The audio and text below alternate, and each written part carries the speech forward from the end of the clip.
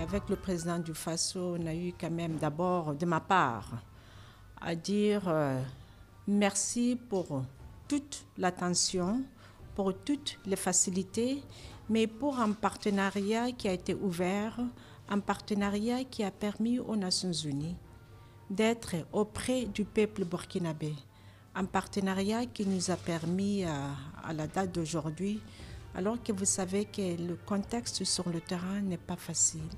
Mais l'organisation que je représente des Nations Unies, c'est votre organisation, c'est la nôtre. C'est une organisation qui devait inspirer l'espoir pour le peuple burkinabé, surtout pendant cette période délicate. Donc il a fallu qu'on soit plus proche de vous, et ça à travers nos bureaux du terrain, que ce soit à Dori, à Fada, à Kaya, à Waiguya ou à Bobo. Et cette présence, c'était la marque de l'engagement pris par les Nations Unies auprès des autorités burkinabées. Cette présence n'aurait pas été possible non plus sans l'engagement des autorités burkinabées à faire en sorte que la coopération au niveau international soit une coopération qui est au bénéfice du peuple burkinabé.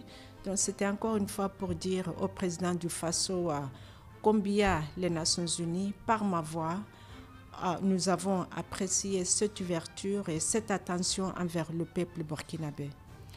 On a aussi échangé bien sûr autour des partenariats qui a été mobilisé grâce à la manière dont nous avons travaillé avec le gouvernement.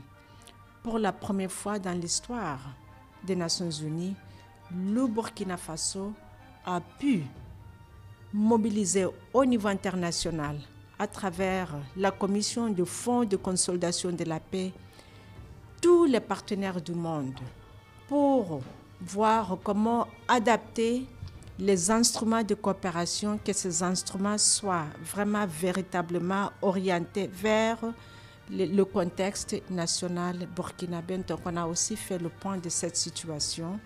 Avec ces éléments, je me réjouis du fait que du point de vue Nations Unies, nous avons une mission qui est toujours noble, une mission qui doit aussi s'adapter au peuple, aux aspirations d'un peuple. Et pendant qu'on est en mission chemin faisant, il y a eu la situation sécuritaire qui a généré un phénomène qu'aujourd'hui nous savons beaucoup de nos concitoyens ont dû fuir, laissant tout derrière eux, et ce qui a créé des besoins humanitaires.